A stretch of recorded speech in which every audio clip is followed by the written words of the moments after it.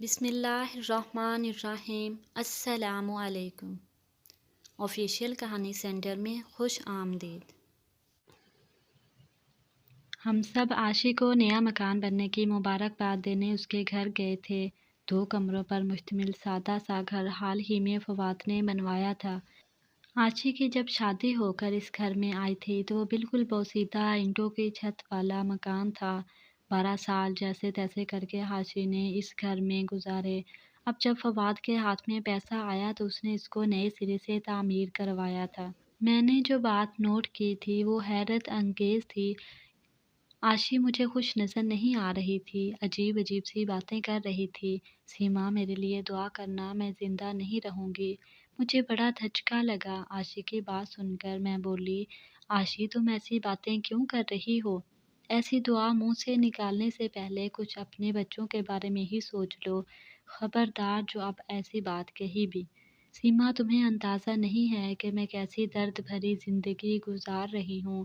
مجھے ان دردوں سے نجات ملے۔ اللہ میری زندگی میں کوئی خوشی دے دے۔ میں تنگ آ گئی ہوں ایسی زندگی سے۔ یہ جو دل ہے نا، اس نے اپنا ہاتھ سینے کے بائیں طرف رکھ کر کہا، بڑا درد ہے جہاں، درد کے بوجھ تلے دب گیا ہے، اب یہ ختم ہی نہیں ہونے والا، پھر مجھے نجات مل جائے گی۔ اور دوسروں کو خوشیاں یہ کہتے ہی وہ زور زور سے ہنسنے لگی، اور ہنستے ہنستے اس کی آنکھوں سے آنسو بہہ نکلے۔ اپنی انگلیوں کی پوروں سے آنسو پونچھ کر کہنے لگی، یہ آنسو نہیں ہے سیما، میرے ارمانوں کا خون ہے جو آنسو کی شکل میں بہہ رہا ہے۔ کیسا درد تھا اس کی آنکھوں میں، میں اپنے الفاظ میں بیان نہیں کر سکتی۔ سیما یہ گھر میرے لیے نہیں بنا، نہ ہی اسے میرے لیے بنایا گیا تھا۔ یہ تو بس وہ پھر خاموش ہو گئی۔ میری زندگی کے اب تھوڑے ہی دن باقی بچے ہیں۔ سچ کہا تھا عاشی نے، اس کی زندگی کے بس تھوڑے ہی دن باقی ہیں۔ وہ چند دنوں میں اتنی بیمار ہوئی، اسے ہاسپٹل میں ایڈمٹ کروایا گیا۔ اسے کینسر ہو گیا تھا، مگر جب تک اس کے ٹیسٹ وغیرہ ہوئے بہت دیر ہو گئی تھی۔ بیماری اپنے آخری سٹیج پر تھی۔ وہ چند ہفتوں میں ہی اپنے تمام دکھوں سے نجات پا گئی۔ اپنے بچوں کو بلکتا چھوڑ کر وہ اپنے آخری سفر پر روانہ ہو گئی۔ پتہ نہیں کیسا دکھ تھا جو اس نے اپنے اندر رکھا ہوا تھا۔ عاشی کی موت کا 21واں دن تھا کہ فاطمہ پھپھو کی زبانی معلوم ہوا کہ فواد شادی کرنا چاہتا ہے، اور وہ بھی زوبیہ سے۔ یہ بات سن کر میں شاکڈ رہ گئی۔ پورے خاندان میں باتیں ہو رہی تھی کہ یہ کیسا شوہر ہے، بیوی کے 40ویں تک صبر نہ کر سکا، اور شادی کی خواہش بھی کی تو اپنی ہی سالی سے۔ یہی غم بیچاری عاشی کو کھا گیا۔ لوگ طرح طرح کی باتیں کر رہے تھے، مگر حقیقت کیا تھی کسے معلوم۔ کوئی زوبی کی تعریفیں کر رہا تھا کہ کتنی بڑی قربانی دے رہی ہے زوبی، اتنا اچھا گھر، جوان منگیتر چھوڑ کر بہن کے بچوں کی خاطر اپنے بہنوئی سے شادی کر رہی ہے۔ یہی بات جب میں نے زوبی کی بڑی بھابھی سے کی تو وہ کہنے لگی، کوئی قربانی نہیں دے رہی، زوبی اپنی بہن عاشی کو قربان کیا ہے۔ اس بدبخت نے اس کی کا درد و غم عاشی کو کھا گیا۔ اس نے صرف مجھے اپنی دکھی داستان سنائی تھی، اپنے دل کا بوجھ وہ مجھے بتا کر ہلکا کرتی تھی۔ پھر عاشی کی بھابھی نے مجھے عاشی کے بارے میں ایک ایسی بات بتائی کہ جسے سن کر میرے پاؤں تلے سے زمین ہی نکل گئی۔ میں جب رخصت ہو کر فواد کے گھر آئی تو اپنے ساتھ بہت سے خواب سجا کر آنکھوں میں آئی تھی۔ ہر لڑکی کی طرح میری بھی خواہش تھی کہ میرا اپنا گھر ہو، صرف اور صرف میری حکومت ہو، جان نچھاور کرنے والا شوہر ہو جو میری ہر خواہش آنکھیں بند کر کے پوری کرے، جو مجھے نگری نگری گھمائے، مجھ پر کوئی روک ٹوک نہ ہو۔ میرے سارے خواب پورے ہوئے مگر صرف تھوڑے سے عرصے کے لیے۔ جب مجھے آسمان سے زمین پر پٹک گیا، میں ریزہ ریزہ ہو گئی۔ شادی کے شروع میں فواد نے مجھے بے پناہ محبت دی۔ وہ میری ہر خواہش پوری کرتے، باہر گھمانے پھرانے لے جاتے، کھانا بھی اکثر باہر ہی کھاتے۔ میری ساس ہمارے گھر میں جو کھانا پکاتی وہ میں کھاتی ہی نہیں تھی، کہتی کہ ایسا بدمزہ کھانا میں نہیں کھا سکتی۔ پھر فواد مجھے باہر کھانا کھلانے کے لیے لے جاتے، یہ باہر سے ہی کھانا لا لیتے۔ میری ساس بہت اچھی عادت کی مالک تھیں، مگر پھر بھی مجھے ان سے خدا واسطے کا ویر ہو گیا تھا۔ گھر میں ہم صرف 3 فرد تھے، ایک نند تھی، وہ بھی شادی شدہ تھی۔ میری ساس مجھ پر روک ٹوک بھی نہیں کرتی تھی، پھر بھی میں انہیں زج کرتی۔ ان کا وجود مجھے کھٹکتا تھا۔ میری خواہش تھی کہ وہ یہاں سے چلی جائیں، اس گھر پر صرف میری حکمرانی ہو۔ میں نے انہیں اتنا تنگ کیا، فواد کو بھی ان کے بارے میں الٹی سیدھی پٹیاں پڑھائیں، وہ بھی اپنی ماں سے تنگ آ گیا۔ پھر آخر میں کامیاب ہو گئی۔ میری ساس مجھے بددعائیں دیتی ہوئی اپنی بیٹی کے گھر چلی گئی، ہمیشہ ہمیشہ کے لیے، اور یہی سے میری بدبختی کا آغاز ہوا۔ میری ساس میری جنت تھی، میں نے جو اپنی کم عقلی کی وجہ سے کھو دی اور اپنے گھر کو دوزخ بنا لیا۔ بزرگ ہمارے سروں پر گھنے سائے کی طرح ہوتے ہیں جو ہمیں تکلیف اور مصیبت سے بچاتے ہیں۔ میں امید سے تھی اور ڈلیوری کے دن قریب تھے۔ فواد نے مجھے میرے میکے بھیج دیا، وہاں میری گود بھرائی کی رسم ہوئی، میری ساس بھی آئیں۔ میرے خراب رویے کے باوجود وہ مجھے ڈھیروں دعائیں دینے لگیں۔ وہ دن بھی آ پہنچا جب میں نے ایک پیاری سی بیٹی کو جنم دیا۔ سب بہت خوش تھے، میری ساس بھی پوتی کو دیکھنے آئیں۔ میں کچھ دن میکے میں رہی، پھر فواد کے کہنے پر گھر آ گئی۔ میری امی نے میری بہن زوبیہ کو میرے ساتھ بھیج دیا کہ چھوٹی بچی کے ساتھ کام کاج میں مشکل ہوتی ہے۔ زوبی میرا بھی خیال رکھتی، میری بیٹی اقرا کے کپڑے وغیرہ دھوتی اور گھر کے چھوٹے بڑے کام بھی کرتی۔ مجھے معلوم ہی نہیں تھا کہ میں نے اپنے پیروں پر خود کلہاڑی ماری ہے۔ زوبیہ 16 سال کی تھی۔ یہ عمر نوخیز کلی سے گلاب بننے کی عمر ہوتی ہے۔ اس عمر میں عام سے عام لڑکی بھی بہار کی طرح لگتی ہے۔ زوبیہ تو پھر بھی حسین تھی۔ زوبیہ کو دلہن کی طرح بننے سنورنے کا بہت شوق تھا۔ وہ اکثر میرے جہیز کے کپڑے پہنتی اور بن سنور کر آئینے کے سامنے کھڑی رہتی اور خود کو دیکھتی رہتی۔ میرے پراندے بالوں میں ڈالتی، اسے منع نہیں کرتی تھی میں۔ برا نہ مان جائے، بچی ہی تو ہے، اپنے شوق پورے کر رہی ہے۔ میری سوچ بس یہی تھی، مجھے کیا پتا تھا کہ وہ کیا گل کھلا رہی ہے۔ میری موجودگی میں وہ فواد سے ہنس ہنس کر مذاق کرتی، اس سے باتیں کرتی، مگر پتہ نہیں کب شیطان نے ان دونوں کو اپنے شکنجے میں جکڑ لیا۔ وہ دونوں کب شیطانی کھیل میں مصروف ہو گئے، مجھے پتہ ہی نہ چلا۔ پھر جب امی اسے لینے آئیں تو وہ اداس تھی اور امی کے ساتھ چلی گئی۔ پھر بھی وہ ہفتے میں 1 یا 2 دنوں کے لیے آ جاتی۔ میں پھر سے امید سے ہو گئی تو فواد نے مجھے زوبیہ کو بلانے کے لیے کہا کہ وہ جہاں ہوگی تو تمہارا بھی خیال رکھے گی، اور اقرا کا بھی، تم پریگننٹ ہو، گھر کے کام وغیرہ کر کے تھک جاتی ہو۔ میں تمہارے لیے کہہ رہا ہوں، وہ تمہاری بہن ہے، ایسے دنوں میں ہی وہ کام آئے گی۔ میں نے پھر سے زوبی کو بلا لیا، مگر اب ان کی حد سے بڑی بے تکلفی مجھے سمجھ آ گئی۔ میں نے فواد کو یہ بات کہی کہ وہ سرے سے ہی مکر گیا۔ تم ہم پر بلا وجہ شک کر رہی ہو، تمہیں اپنی بہن پر بھروسہ نہیں، تم ایک شکی مزاج عورت ہو۔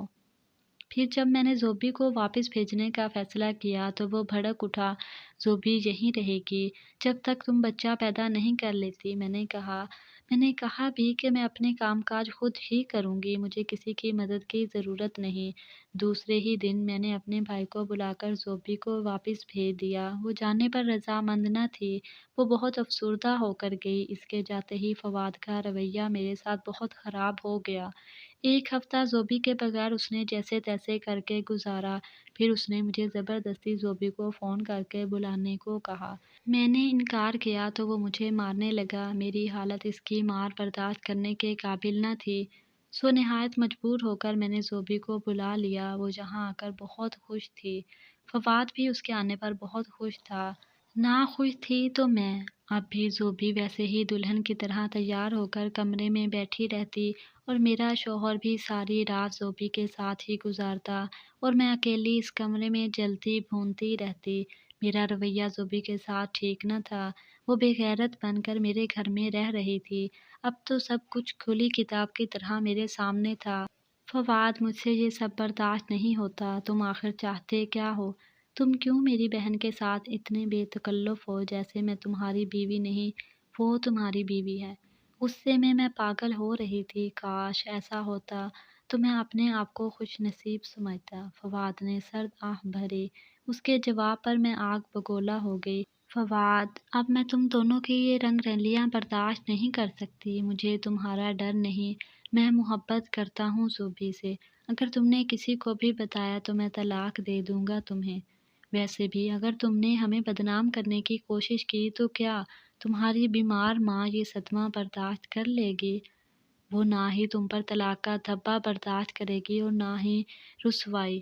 وہ مکروہ ہنسی ہنستا ہوا گھر سے نکل گیا۔ میں زوبی کو بھی بہت سمجھایا مگر وہ عشق کے نئے خمار میں ڈوبی ہوئی تھی۔ نہ اپنی عزت کا خیال تھا نہ اپنی بہن کے گھر اجڑنے کا۔ پھر میری ڈلیوری ہو گئی، میں نے ایک بیٹے کو جنم دیا۔ مجھے اب کچھ امید بندھی کہ شاید اب وہ سدھر جائے مگر اسے نہ سدھرنا تھا نہ وہ سدھرا۔ اب اگر زوبی ایک ہفتے اپنے گھر ہوتی تو مہینہ ہمارے گھر۔ وہاں جاتے ہی وہ بیمار ہو جاتی تھی، بیماری کا وہ ناٹک کرتی تھی۔ ہمارے گھر میں وہ بھلی چنگی ہوتی۔ سادہ لوح ماں باپ یہ کہتے کہ اسے اپنا گھر راس نہیں آتا، یہی ٹھیک ہے۔ یہ بھی اس کی بہن کا ہی تو گھر ہے۔ اب میں اپنے غریب ماں باپ کو زوبی کی بیماری کا کیا بتاتی، وہ پہلے ہی اپنی دوسری بیٹیوں کی وجہ سے پریشان تھے۔ میری دوسری دو بہنیں مجھ سے چھوٹی تھیں، وہ اپنے ہی محلے میں بیاہی گئی تھیں۔ ان کے سسرال والے ان پر بہت ظلم کرتے تھے مگر میرے ماں باپ انہیں ہر حال میں سسرال میں ہی دیکھنا چاہتے تھے۔ وہ نہیں چاہتے تھے کہ ان کی طلاق ہو۔ میری دونوں بہنوں کی شادی ایک ہی گھر میں ہوئی تھی۔ دونوں بھی خود نوکریاں کر کے اپنے بچوں کا پیٹ پالتی تھیں۔ ان کے شوہروں کا بھی کھلا روزگار تھا جس میں اس مہنگائی کے زمانے میں گزارا مشکل تھا۔ اب میں اپنی پریشانیاں بیان کر کے انہیں مزید پریشان نہیں کر سکتی تھی۔ میرے ماں باپ کا چھوٹا سا گھر تھا جس میں 2 کمرے تھے، ایک کمرہ شادی شدہ بھائی کا اور ایک کمرے میں امی ابو 2 بھائی، ایک بیمار بہن اور ایک زوبی جو اب زیادہ تر میرے گھر میں ہوتی تھی۔ اب میں ایسے میں ان کے غموں میں کیا اضافہ کرتی؟ اب میری توجہ کا مرکز صرف اور صرف میرے بچے تھے۔ میں صرف اور صرف اپنے بچوں کی ماں تھی۔ فواد اور زوبی کے ساتھ میرے بچے اور میں بھی گھومنے جاتے کیونکہ وہ دونوں اکیلے تو گھومنے جا نہیں سکتے تھے۔ ہمارا سہارا لازمی تھا ورنہ وہ دنیا والوں کی نظر میں آ جاتے۔ اب بھی زوبی کا یہی حال تھا، کبھی یہاں تو کبھی وہاں۔ اسے وہاں کچھ زیادہ دن ہو جاتے تو فواد میرے سر ہو جاتا کہ اسے جلدی بلاؤ۔ اب کوئی اندازہ لگائے کہ اس وقت میرے دل کی حالت کیا ہوتی ہوگی جب بھی دلہن بن کر دوسرے کمرے میں بیٹھتی ہے اور میرا شوہر ساری رات اس کے ساتھ گزارتا ہے تو میں یہ دیکھتی رہ جاتی ہوں اور اس وقت میرے دل پر کیا گزرتی ہوگی۔ چڑیل بھی 4 گھر چھوڑ کر نقب لگاتی ہے مگر میری بہن نے خود غرضی کوٹ کوٹ کر بھری تھی۔ وہ بچپن ہی سے خالہ فاطمہ کے بیٹے علی سے منسوب تھیں۔ علی ہر لحاظ سے فواد سے بہتر تھا۔ وہ زوبی کا ہم عمر خوبصورت نوجوان تھا، اچھی عادتوں کا مالک مگر زوبی اس کے لائق ہی نہ تھی۔ زوبی اور فواد کے غم نے مجھے اندر ہی اندر کھوکھلا کر کے رکھ دیا۔ بیماری میرے اندر پنپ رہی تھی۔ صرف اور صرف ان دونوں کی وجہ سے یا شاید میری نادانی کی وجہ سے میں نے جو کچھ اپنی ساس کے ساتھ کیا، مجھے اب احساس ہوتا کہ میں نے کتنا غلط فیصلہ کیا تھا۔ اپنے پیروں تلے سے خود ہی جنت نکال لی۔ اب کبھی ہمارے گھر آتی تھیں تو میں نے ان سے معافیاں مانگی، انہوں نے مجھے معاف کر دیا مگر میرے اصرار پر بھی وہ یہاں رہنے کے لیے رضامند نہ ہوئیں۔ زوبی کو میرا ذرا سا بھی احساس نہ تھا۔ میں زوبی کی وجہ سے اس حال کو پہنچی ہوں مگر اس کمبخت کو ذرا بھی رحم نہ آتا۔ بتاؤ بھابھی میں کیا کروں؟ جب اپنے ہی اتنے ستم کریں تو انسان اندر ہی اندر ختم ہو جاتا ہے۔ عاشی نے صحیح کہا تھا کہ اپنوں کے ستم اندر سے ختم کر دیتے ہیں، اور وہ ختم ہو گئی۔ عاشی کی جب طبیعت بہت خراب ہوئی تو اس نے ہاسپٹل میں اپنی خالہ علی کی ماں کو کہا کہ خالہ میرے مرنے کے بعد آپ زوبی کی شادی فواد سے کروا دینا، یہی سب کے حق میں بہتر فیصلہ ہوگا۔ آپ علی کے لیے کوئی اچھی سی لڑکی ڈھونڈنا، ویسے بھی زوبی علی کے قابل نہیں۔ عاشی مرنے کے بعد جب فواد نے زوبی سے شادی کی خواہش ظاہر کی تو خاندان والوں نے بہت مخالفت کی تھی۔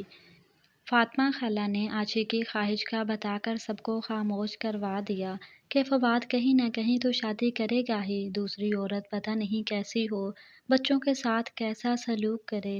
زوبی تو پھر بھی خالہ ہے، ماں جتنا نہیں مگر خالہ جتنا پیار تو دے گی ہی۔ اس کے ظالم شوہر اور خود غرض بہن نے اس کی قبر کی مٹی سوکھنے کا بھی انتظار نہ کیا۔ 40ویں کے فوراً بعد ان دونوں کا نکاح ہو گیا۔ عاشی شاید زندگی اتنی ہی تھی۔ وہ اکثر اپنے لیے رب سے موت مانگتی تھی کیونکہ کچھ لوگ زندگی کو دیمک کی طرح کھوکھلا کر دیتے ہیں، جس طرح عاشی کی بہن زوبی نے عاشی کا گھر اجاڑ دیا۔ اگر آپ کو میری یہ کہانی اچھی لگی تو اسے لائک کریں، مزید ایسی دلچسپ کہانیوں کے لیے آفیشیل کہانی سینٹر کو سبسکرائب کریں۔ ملتے ہیں نیکسٹ ویڈیو میں، تب تک کے لیے اللہ حافظ۔